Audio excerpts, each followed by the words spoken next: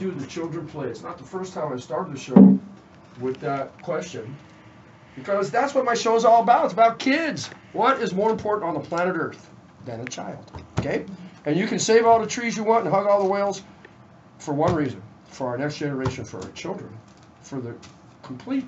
You look at a child, you're going to see God. And it turns out we're all still God, just that we grew up and got ugly, so to speak, got contaminated, right?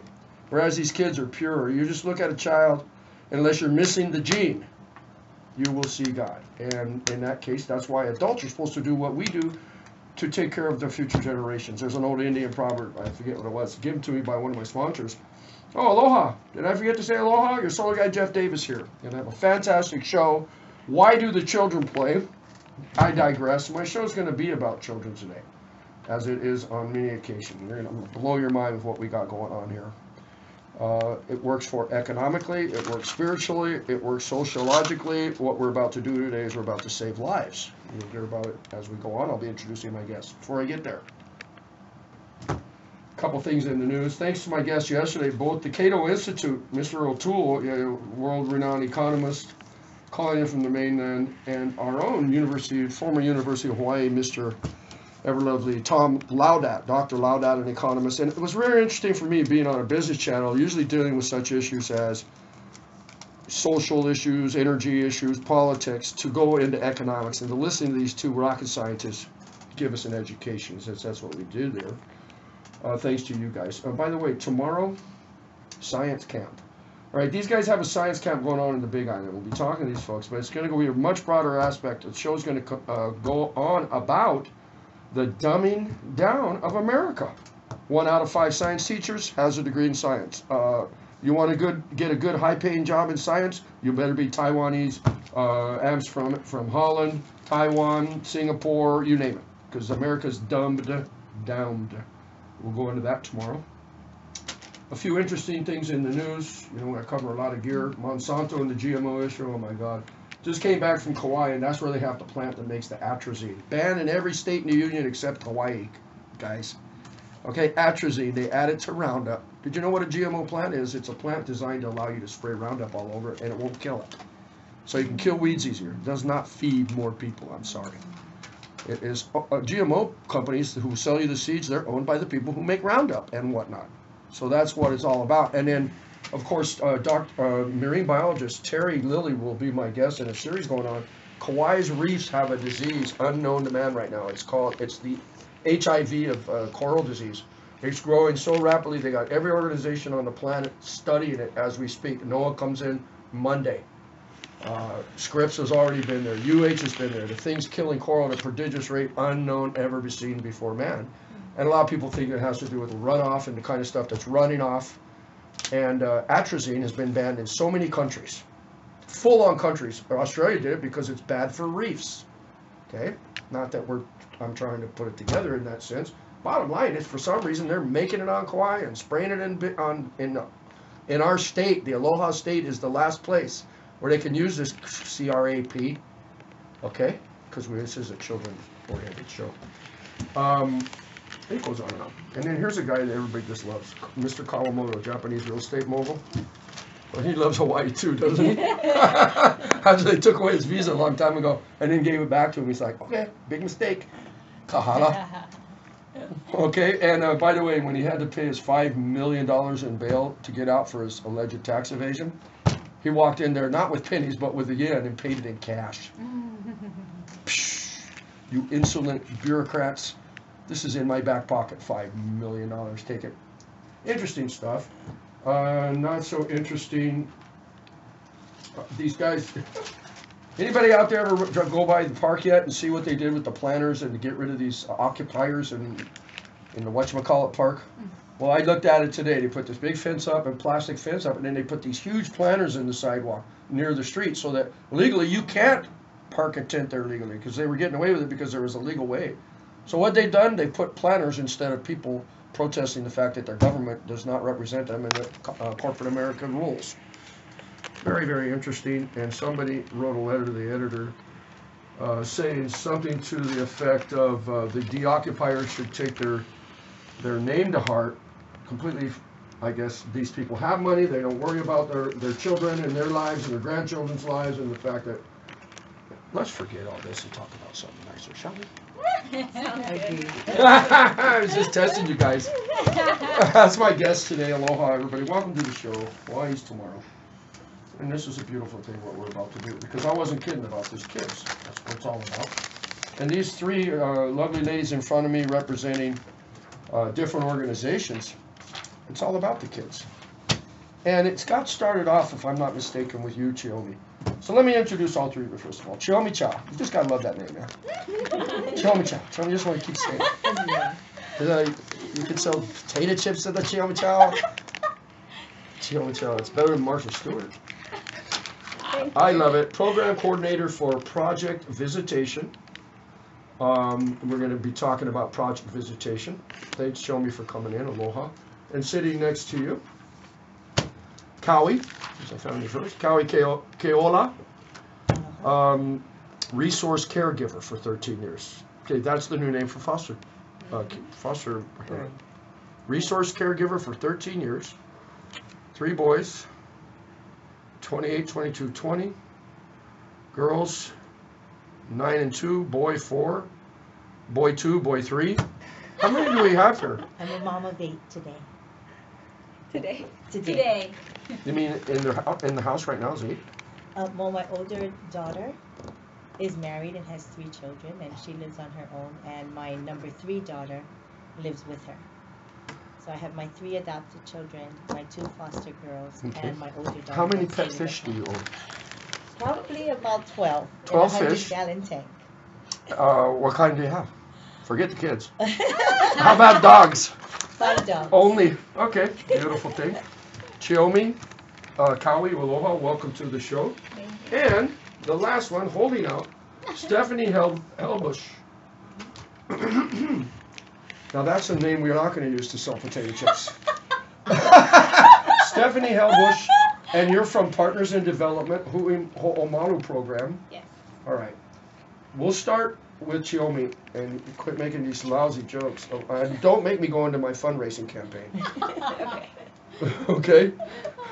Do not make me go into my fundraising campaign. It's been going on for over a week, and we haven't. Even though we made $300, we gave it all back, so we're at 0. So reach for your wallets, ladies. Chiomi, why don't you explain who you guys are with Project Visitation and how these 2 lovely ladies next to you, Chiomi, both Stephanie and Kawi, relate to what you guys are doing? Well, I coordinate a program that helps children that are separated from their siblings due to foster care. I know, the state really tries to keep the kids together when they're removed, but sometimes, for whatever reason, they can't stay together, so they're in different homes. So we have volunteers that help get them together once a month and take them out to do something fun, have, positive memories, things like that. Okay, so again, your primary function is a program that was started by Judge Mark Browning. Judge Mark Browning, and that was how long ago? That was 12 years ago. Okay, 12 years ago. And why don't you tell us, okay, first of all, let's make sure that we all understand a very basic premise. For whatever reason, children are sent to foster homes, in this case, resource caregivers. Correct. And obviously, either both their parents, for some reason, well, maybe child welfare services took them away because of abuse of some sort. Maybe their parents went to prison. 2 very common ones, I presume. And so then you went out and you found somebody like Kawi Keola who has just got the genes, right? How many kids again out through the process? 13? How many kids have come through us? Yeah. In the last 4 years, I've had 30. 3-0? 30, correct. Oh shoot, it says right there. 30, okay? So you find somebody like Kawi, okay? Actually, Stephanie's agency, their program, does a lot of recruiting. Yeah, so your Stephanie, your group actively goes out to find people like Kawi and her husband, Right. local, right? Rocco, Yes. correct. Rocco-san. Okay, so the bottom line is everybody out there can agree that it must be a very, very, very, very, very, very, very, very, very traumatic experience to be separating what are generically younger children, siblings, brother, sister, sister, sister, etc., from each other for the first time in their life. Because better the devil you know. And even when mom and dad would get all drunk and fight in front of you and maybe slap the kid around, at least that was home. Right? And it's psychologically, what's it called? The Hellstroms, what's it called? Where you start to love your kidnapper, the syndrome, okay? You fall for that. And so then suddenly, amongst all that stress and drama and pain, your parents get hauled off or whatnot, and then in many cases, they separate you from your sibling. How traumatic, and you've seen this firsthand. Cowie, you've seen 30 kids come through the house. Why don't you try to describe this, what it's like? What is it really like? You've seen it. Well, for one thing, when we do have sibling groups, I always ask to keep the sibling groups together because after they remove from their home, from their parents, their next closest bond is their sibling. And so we try, as long as the HHS will approve it, to keep the siblings together. So I've had at the most 3 children from one family at the same time. Let me ask which one of you girls, Stephanie or Chelmy, what is the percentage of multiple kids that do get to stay together? In most cases, say if there's 2 or 3 of these kids in one family, what are the chances of them getting into a resource caregiver's home together? We have I don't have the exact stat on that, but what I can tell you is that the highest need, one of the highest needs that we have for families are ones that are able and willing to take large sibling groups. So majority of the time, I think there's probably a pretty good chance if there's maybe 2 or 3, of them that come into the system together. But we get situations where there's 6, kids, 7 in one family. Right. That we would love to be able to place together, but no, that's very difficult. Let me ask you, I have no idea how many children do you need to place a week on the average? We have right now about at any given time statewide there's about 1,200 kids in foster care. So just to give you a sense, like last month on Oahu, there were about 30 new placements. Now this means that there's a whole bunch of child abuse and neglect reports that may come in from various people in the community, but there were 30 kids where the situation was urgent enough where they needed to actually remove them and put them in a home outside. So that's just on Oahu. All right, let me ask you, how hard is it to find people? I would presume once the word gets out that the necessity is there, that your phone rings in, that you've got a waiting list of people waiting to take these kids. We would love if that was the case. It's not? It's not. This is difficult work. It really takes a special family. Okay. Kau'i and her husband are just godsends. I mean, there's many people who have the heart to do it, and but it has to be the right time in their lives. They have to have the space in their home. A lot of times we're out there and we're telling people about the need.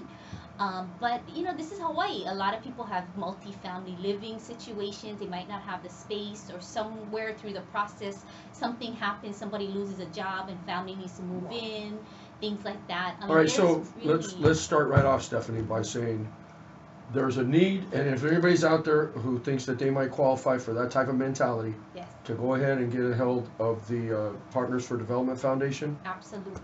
You can, do anything. Do a Google search. You'll find somebody. You'll find these people eventually. Yes. Yes. Giving the number out, I don't believe in it much, But if you guys know where to get a hold of me, come get me, and I'll tell you how to get a hold of them. Mm-hmm. All right. So the bottom line is, you need help. You need volunteers, people who are willing to take these kids into their homes. Yes. And what's the average length of stay? Oh, that's a good question. Maybe well, don't ask Chiomi, because she adopted them. She adopted both of them. Because it really varies. Average length of stay? I've adopted 3. So the last one, he's 11 now, so he's been with me 11 years. But I'm actually in a special program that's called Project First Care, and the children that come into this program I do 0 to 3 years old, and these are children coming into foster care for the very first time, and I get them from the moment they're removed. So I have them coming in the middle of the night, weekends. I got the 2 children we have currently, we got on Christmas Eve, and they stay for us in this program for 60 days. and we try to get them. We get real intense working with the birth parents. I do visits with birth parents. I go with them to their services to try and get them on the fast track so they can get their children back home. Okay, obviously the vetting, and then eventually, don't worry, Liz Chow, after all the shots I took at you, we will get back to your your aspect of this, okay? Because again, you are the guys. It's enough of an issue to separate these children, bless their hearts, on top of whatever reason prompted that, and then of course then to separate them. And so again, we're going to get to Chiyomi's part of this, in which you guys bring them together. You have a program, Project Visitation, where you make sure that once a month at least, and I presume on their birthdays and stuff like that, that these kids are brought together to interact and to hug each other and to remember who each other are. So we'll get to you now. Yeah. I promise. Just keep smiling. Okay. And then, by the way, Chiyomi Chow, program director for Project Visitation, you've adopted too. So you started off doing basically, you guys are suckers for that, right, Cowie? both you girls went and thought, oh, well, let's help. No, these children endear themselves to You know, them. and it was like, okay, well, let's help out these poor kids in need, and let's have them come. We'll give them care, and we'll be their resource for, on average, 30 days for your first part, the first, what's it called? Project First Care. First Care. And then, of course, you fall in love with them, right? Is that how it works? The day they walk in the door. Yeah, cool. I want to come to your house. Come on. I'm sure we all wouldn't want to leave Kawi's house. I'm just kidding. Okay, so again, we're talking, ladies and gentlemen, about a very, very interesting thing. And now these are presumably state-funded and federally funded programs, okay? Not mine. Mine is individual donors or grants. All right, well, we're going to definitely focus on that as well, okay? Okay. And then, you know, you get people who have issues with social programs, right? And the money it costs their tax dollars. And this is the poster child of $1 spent is $1,000 saved. Because I wonder who's done the statistics on what percentage of children end up in prison whose parents were already there and forced them into a foster home to begin with. And even any dummy like me could probably assume that it was hugely higher chances of these kids being a quote-unquote burden on society, and of course destroying their own lives in one way or another, but going into incarceration, costing the taxpayer untold dollars. You want to look at that as money, ladies and gentlemen, okay? Because that's one aspect of it. You got to show some respect to the money side of it, because if we all let our hearts rule, well, then we wouldn't have any more. We'd have plenty of money to spend, wouldn't we? Huh? Damn. Smarter than I thought. I'm having fun with this because it's such a fantastic subject. The idea of, first of all, people and the need for people like Cowie in here who's again had 30 children go through her home in what, 11 years, Cowie? 13? The 30 is within the last 4 years as a Project First Care home. Oh, goodness. And then feeding all those dogs and the fish. Because this is your full-time job, obviously. I was going to make some facetious remark. What's your real job? It is. I used to be a teacher with the DOE at the Hawaiian Immersion School, and after I adopted my second daughter, well, just before she came, the children I've adopted are all drug-exposed babies, so they have special needs. So I decided to stay home and take care of my own children instead of going into the school and teach other children. And what about your poor husband, Rocco? Did you adopt him too? I'm blessed that he chose me. Is that right? Yes. You should have brought him. He's a blessing. I wish you'd have brought him in. Who do you think's watching all those children right now? Oh, you guys, they don't have a babysitter for that, do they? They do, but sometimes they're tough to find. I mean, you want to think the word Hanai is leaving the state, that you are the Hanai mama. Yeah? It's just there. It's alive and well. All right, so again, the most important thing going on here, again, for these kids' benefits is that we have more volunteers ready to take them at this point. And what happens if nobody's ready to take them? Where do they stay? In the state hospital? We have, the department has emergency shelter homes that where, you know, like Kawi was saying, in the middle of the night or, you know, at all hours of the day, we have families that are willing to take kids 24/7 that need them until we can find. And then obviously right you guys have, checked every resource to find fitting family members first. Absolutely, yeah. and that's the thing, you know, we the hope, the department's mission is for the kids to be eventually be able to go home. And so our resource caregivers have a big task. You know, they provide a nurturing environment while the children are there, and giving them, you know, that part of the consistency, and giving their families a chance to get things together so that they can hopefully get the kids back home. So, you know, they really are a resource to the families, to the children, to the department, to all of us, to the community. And then I presume, obviously, the state and the Fed, in these cases, not in Chiyomi's case, where it's just a thing about their lives are so at risk, their futures are so at risk, by not, and we don't want to destroy all their bonds with everything that makes them feel secure in life and their family ties. So we're going to get these siblings together once a month, which doesn't sound like a lot, does it? I mean, Fun Factory for 4 hours, E.K. Fernandez, you know what I'm saying? Right. But at least it's a step, is it not? That's right. They worry about each other. Oh, They were no, so are you used to. A lot of these kids caring a lot relied of upon times. each other anyway because their Yes. parents were dysfunctional. Correct. They were the adults. Absolutely. Right. Absolutely. Right. So the older ones, they really worry about the younger ones. There's some, they go on visits and they want to make sure that, you know, have Oh, you been brushing your gosh. teeth? Have Oh you no, some of the been older doing ones your have been school? I raising the mean, younger they- ones in yeah. abusive households such as that, right? And so if I they're mean, they're separated, trained already. They're moms. Even the Yeah. boys are the mom, right? Right. And you must have seen so much, Callie, and you too. I mean, Chiyomi, you have adopted. And what's wrong with you, Stephanie? What's your excuse? I Okay. knew you would ask me that. Oh, no wonder you were have two inching away. daughters who take up a lot of my time, but as Oh, soon stop it. as I have an emptiness, I will. Okay, one more take you. time. We're talking about children having to go into foster care. And what is that? What do you age out in foster care? 18? Right now it's 18. Okay, so I remember reading an article recently about this girl, right? They age out and they end up on a bus stop, right? Right. Susceptible to Often. any kind of. And again, here we go, the vicious circle. They were in foster care for a social problem and ill, and then they age out, and they're susceptible to end up in the same situation that their parents were what got them into foster care. I mean, they're in other words, pregnant, right? That's the first step. They get pregnant. Next thing you know, they have a baby. They go on welfare. Dad's gone. Now you got a one-parent family. They do poorly in school, and it's a vicious circle, is it not? Correct.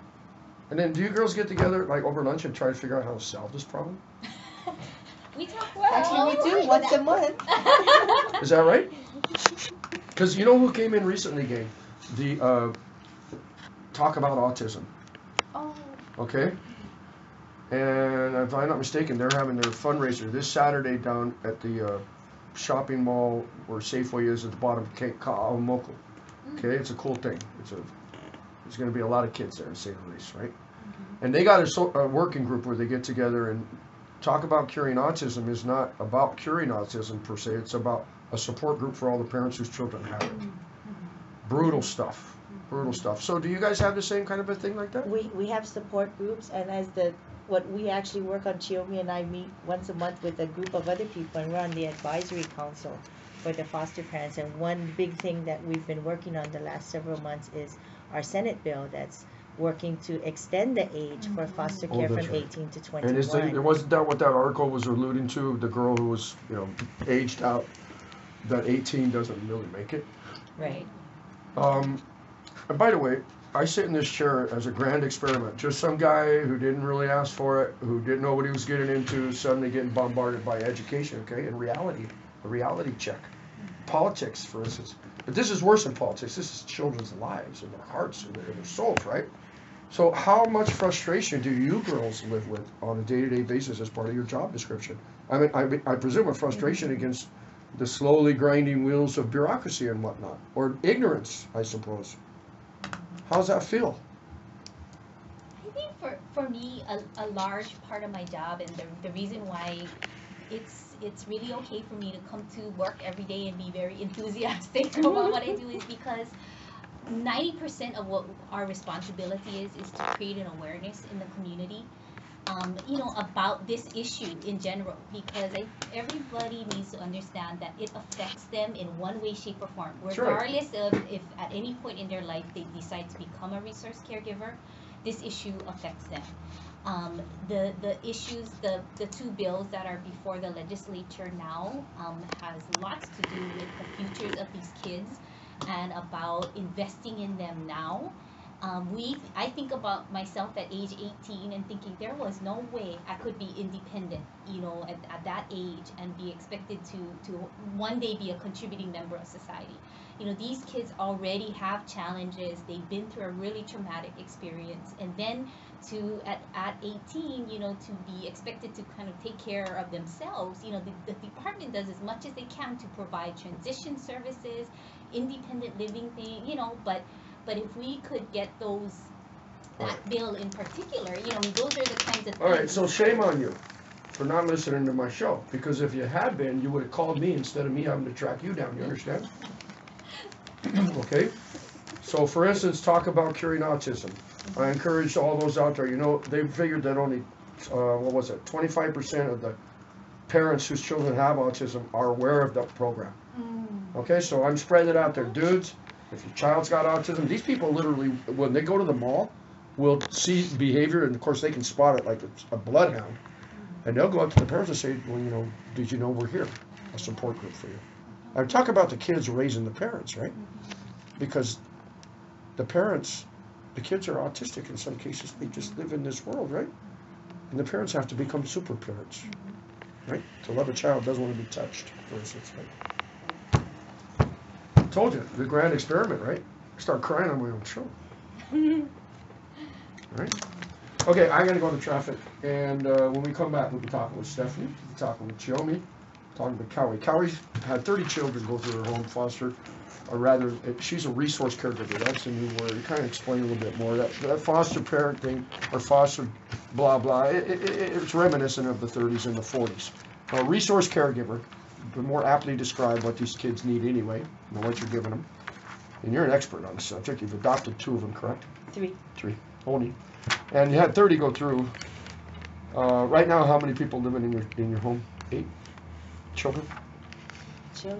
She's counting with her fingers. and then, of course, Chiomi Chow. I forgot the chickens. Change from day to day. You got pet dogs, fish. We're not chicken. We have stray chickens in our neighborhood. Yeah, tell me. The garden aisle, I have renamed the chicken aisle. Okay, so, and then Chiomi's here. She's the program coordinator for Project Visitation, which, for instance, we've got 30 kids going through your home in 4 years. Correct. And we got a bunch of them in there right now. And they may have siblings in other homes from people similar to you, resource caregivers. And then Chiomi's group will come in and coordinate every which one of them. Of the 1,200 that Stephanie mentioned, we're in this program, right? That your group will find out who they are, categorize them all, keep them all in a list of who's related to who, and then try to coordinate a visitation at least once a month, correct? Right. And then, do you also rely on volunteers? I heavily rely on volunteers. Yeah, because you're not state and federally funded. Right. Who's your biggest donors? They're all different types of. Well, we're going to talk about that, and then again, shame on you for having me to track you down. Thank Janet for that, because I will support you guys, okay? But I got to tell you one thing, I'm really going to shame on you if you don't do this. A lot of folks come in here with these types of issues, okay? And they want to get the word out. I'm on every island, yeah? And the more beautiful thing I have like this, the more people listen, right? The word of mouth's going to go on, right?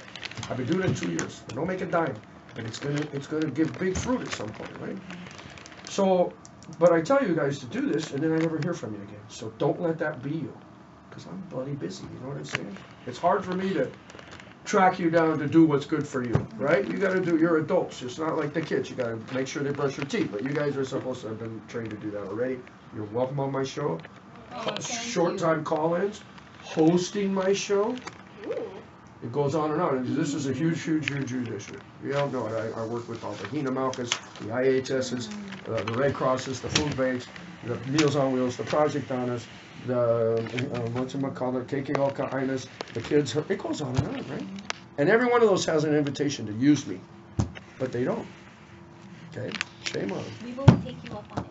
Go for it. All right, going out to traffic. You know I hate to do it for all the right reasons. I want to stay here and enjoy myself on this bittersweet topic, but and also traffic really bad. But you got it coming at you, and it's brought to you by some folks sponsors. If you'd like to be one, let me know. First one I'll start with is R&R Solar Supply. And those buggers are in Mexico on vacation, and I'm jealous. Anyway, they're our primary solar supply outlet here for us contractors, and I forgot to say I'm a solar guy. I'm in the solar business. If you need one, call me. Hello. Edible Hawaiian Islands, Gloria Cohen, Aloha. I'd like to thank the Natural Energy Laboratory. That's the state of Hawaii, Kona. I say support the weekly. Dudes, if the weekly goes down, we're going to be really in a world of hurt with the only one newspaper in town. Kanalea Ukulele. Joe and Kristen, I'm trying to get the news out to you that my Goomba brother went step on my ukulele like that and snapped it in half. And it's a real one. Like Buku Bucks Kala ukulele, right? Snapped in half. So I'll be seeing you soon. Hawaiian Legacy Hardwoods. Replanting the Big Island with koa for all the right reasons. Before I go to break, I'm going to go ahead and take my caller. He called in at exactly the right time. Girls, if you want to hear this, put this on. And there's a volume knob at the end of the ever lovely, there you go. Okay, so if you need to turn it up. And I'm going to say hi to Mike Nelson. And Mike's calling in from Pacific Expo. This the spring and new product show that's going to be coming at you tomorrow, Friday, Saturday, Sunday. And Mike, aloha, welcome to the show.